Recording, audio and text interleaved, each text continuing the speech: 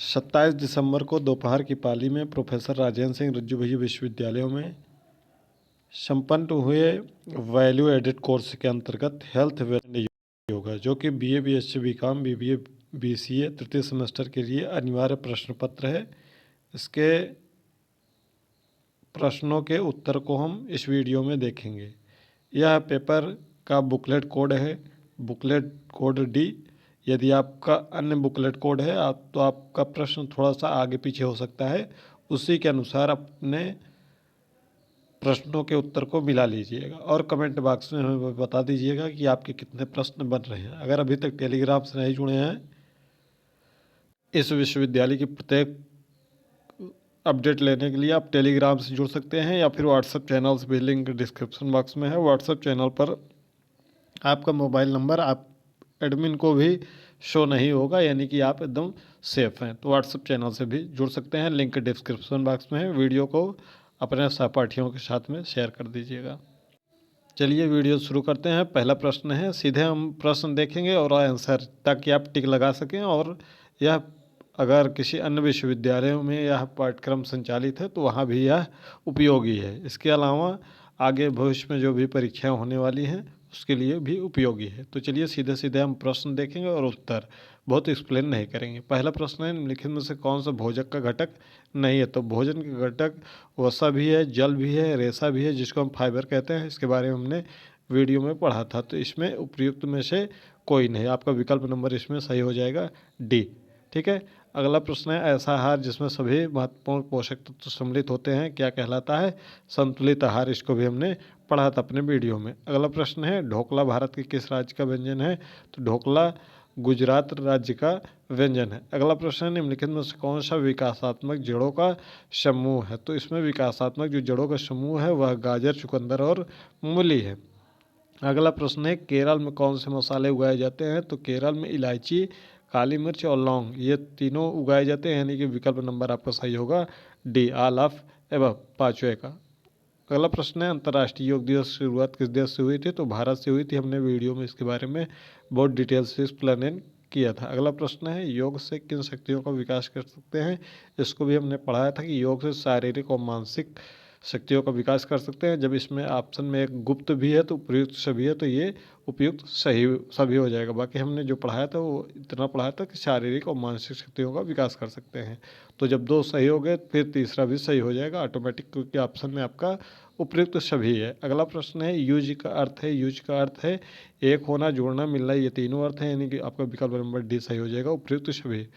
प्रसिद्ध ग्रंथ योग सूत्र के रचयिता कौन है? इसको भी हमने पढ़ाया था। योग सूत्र के रचयिता हैं पतंजलि।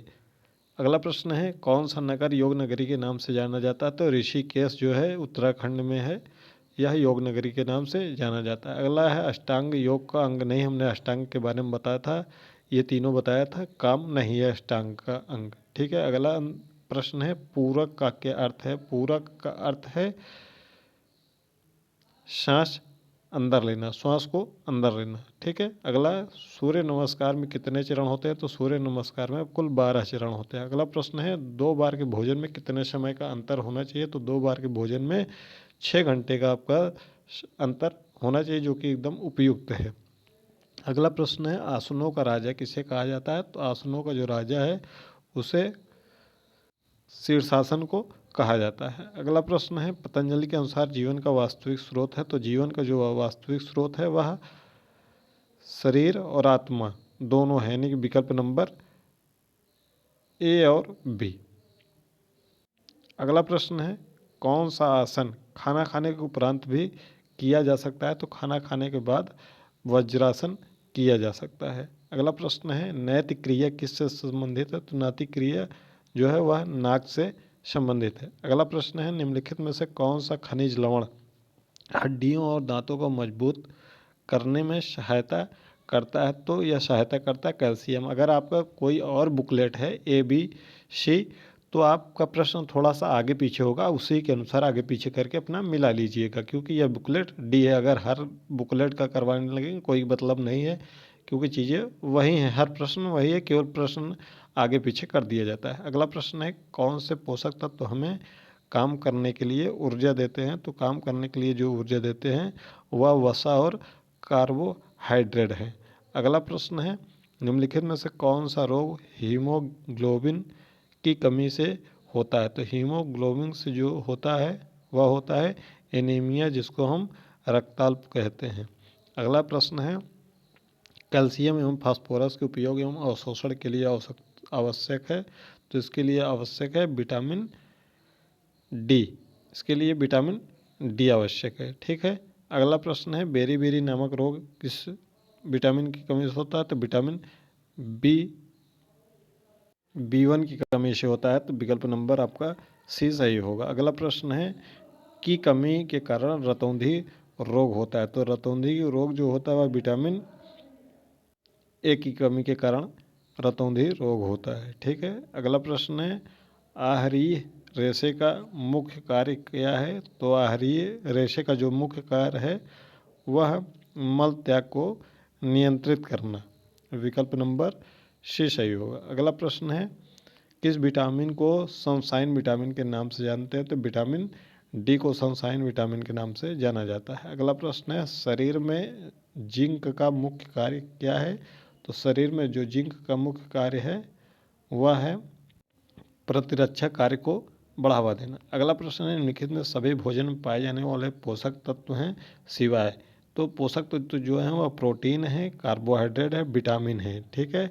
प्लाज्मा जो है वह रक्त में पाया जाता है, तो विकल्प नंबर आपका ए इसमें सही हो जाएगा। अगला प्रश्न है, किसके द्वारा भोजन सीधे पेट से होकर गुजरता है? तो पेट से जो सीधे होकर गुजरता है इसको हमने बताया था छोटी आंत से। अगला प्रश्न है, खाद्य लेवल पर किसमें से कौन सा आवश्यक है? तो जो खाद्य लेवल में आवश्यक है वह कार्बोहाइड्रेट भी है, शर्करा भी है, लोहा भी है, तो यानी कि आपका विकल्प नंबर सी सही हो जाएगा। डी उपयुक्त सभी। अगला प्रश्न है, ब्रेड, अनाज, चावल और पास्ता किसका समूह का अच्छा स्रोत है? तो यह कार्बोहाइड्रेट का अच्छा स्रोत है। ठीक है। अगला प्रश्न है, खट्टे फल के उत्कृष्ट स्रोत हैं? खट्टे फल यानी कि विटामिन सी में आते हैं खट्टे फल। अगला प्रश्न है, रासायनिक रूप से एंजाइम है? तो रासायनिक रूप से जो एंजाइम है वह क्या है? वह प्रोटीन है। अगला प्रश्न है, एक औसत वयस्क के लिए फाइबर की अनुशंसित दैनिक मात्रा क्या है? तो दैनिक मात्रा जो है वह विकल्प के अनुसार 25 ग्राम होगी, क्योंकि फाइबर के लिए जो मात्रा है वह 28 ग्राम से 34 ग्राम के बीच में है, तो 35 ग्राम यह विकल्प सही होगा। ठीक है, 25 ग्राम। ठीक है। अगला प्रश्न है, निम्नलिखित में से कौन सा पूर्ण प्रोटीन स्रोत का उदाहरण है? तो पूर्ण प्रोटीन स्रोत का जो उदाहरण है वह अंडा है। अगला प्रश्न है, एक औसत वयस्क के लिए पानी की अनुशंसित दैनिक मात्रा क्या होगी? वह दैनिक मात्रा होगा वह 4 लीटर होगा। ठीक है, 4 लीटर। विकल्प नंबर आपका डी सही होगा। अगला प्रश्न है, आहार में ओमेगा 3 फैटी एसिड का प्राथमिक स्रोत क्या है? तो इसमें प्राथमिक जो स्रोत है वह है मछली। अगला प्रश्न है 38 नंबर, पाचन प्रक्रिया में पित्त का क्या कार्य है? पित्त का कार्य है वसा का पायसीकरण। ठीक है, वसा का पायसीकरण। विकल्प नंबर ए सही होगा। मूत्र प्रणाली में मूत्राशय की क्या भूमिका है? तो मूत्राशय जो है वह मूत्र का भंडार है। अगला प्रश्न है, पाचन तंत्र में अन्न प्रणाली की प्राथमिक भूमिका क्या है? तो प्राथमिक भूमिका है भोजन का पेट तक अवशोषण। अगला परिवहन। अगला प्रश्न है 41 नंबर, उस प्रक्रिया को क्या कहते हैं जिसको द्वारा जटिल कार्बोहाइड्रेट सरल शर्करा में टूट जाते हैं? प्रश्न नंबर 41, इसका आंसर होगा आपका पाचन। अगला प्रश्न है, शरीर में एंटीऑक्सीडेंट का मुख्य कार्य क्या है? तो इसका मुख्य कार्य है कोशिका की क्षति को रोकना। विकल्प नंबर बी। अगला प्रश्न है, मानव शरीर में गुर्दे की प्राथमिक भूमिका क्या है? तो जो भूमिका है वह है पाचन। ठीक है, गुर्दा। अगला प्रश्न है, निम्नलिखित में से कौन सा खाद्य जनित बीमारी का सामान्य लक्षण है?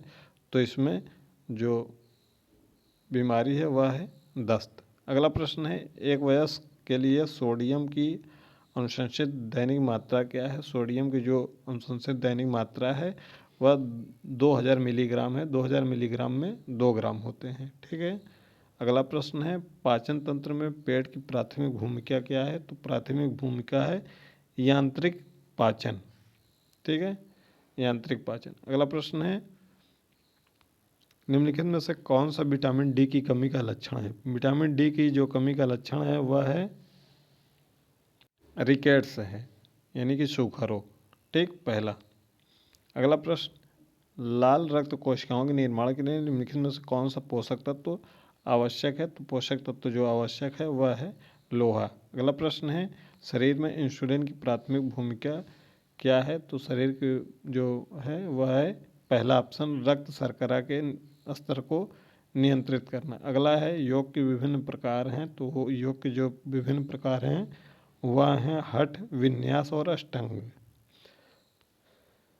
50 प्रश्न हो गए हैं। अगर अभी तक आप टेलीग्राम से नहीं जुड़े हैं तो रज्जू भैया विश्वविद्यालय की हर एक अपडेट से आप वंचित हो जाएंगे। तो हर एक अपडेट पाने के लिए आपको टेलीग्राम चैनल से ज़रूर जुड़ जाना चाहिए ताकि आपको हर एक अपडेट मिलती रहे। तो लिंक डिस्क्रिप्शन बॉक्स में है, ज़रूर जुड़ जाइएगा। आपका पेपर कैसा गया कमेंट बॉक्स में बताइएगा, कितने नंबर हो रहे हैं पूरे पेपर को मिलाने के बाद कमेंट बॉक्स में उसको भी बता दीजिएगा और अपने साथियों तक इस वीडियो को शेयर कर दीजिएगा ताकि वो भी मिला लें। अगला प्रश्न है, समुद्र ध्वनि या तरंगों की ध्वनि की नकल करने के बारे में कौन सा प्राणायाम है? तो उज्जयी प्राणायाम है। अगला प्रश्न है, योग का अर्थ है? तो योग का अर्थ है स्वयं से परे जाने की। ठीक है, तो विकल्प नंबर डी, स्वयं को ऊपर उठाने की एक प्रक्रिया। अगला प्रश्न है, योग शब्द किस संस्कृत धातु से उत्पन्न हुआ है? तो यह युज से उत्पन्न हुआ है। अगला प्रश्न है, कौन सा आसन शरीर को जमीन से ऊपर उठाकर कोबरा जैसे दिखाता है? तो यह है भुजंगासन। ठीक है। अगला प्रश्न है, योग में किस मुद्रा को माउंट पोज के नाम से जाना जाता है? तो इसको जाना जाता है वह है ताड़ासन। अगला प्रश्न है, हठ योग का मुख्य केंद्र बिंदु क्या है? हठ योग का जो मुख्य केंद्र बिंदु है वह है शारीरिक आसन और श्वास व्यायाम। अगला प्रश्न है, योग में शुद्धिकरण प्रथाओं का नाम लिखिए। योग में, तो ये जो ऑप्शन होगा आपका 57 नंबर वह है षष्ठ क्रियाएं। ठीक है, शुद्धिकरण प्रथाओं का नाम। अगला प्रश्न है, कौन सा चक्र हृदय केंद्र से जुड़ा माना जा सकता है? वह है अनाहत। ठीक। अगला प्रश्न है, अंतर्राष्ट्रीय योग दिवस विश्व स्तर पर कब मनाया जाता है? तो इसको पता ही होगा कि 21 जून को मनाया जाता है। अगला प्रश्न है, योग में श्वास के लिए संस्कृत क्या है? तो योग के लिए जो है वह क्या है?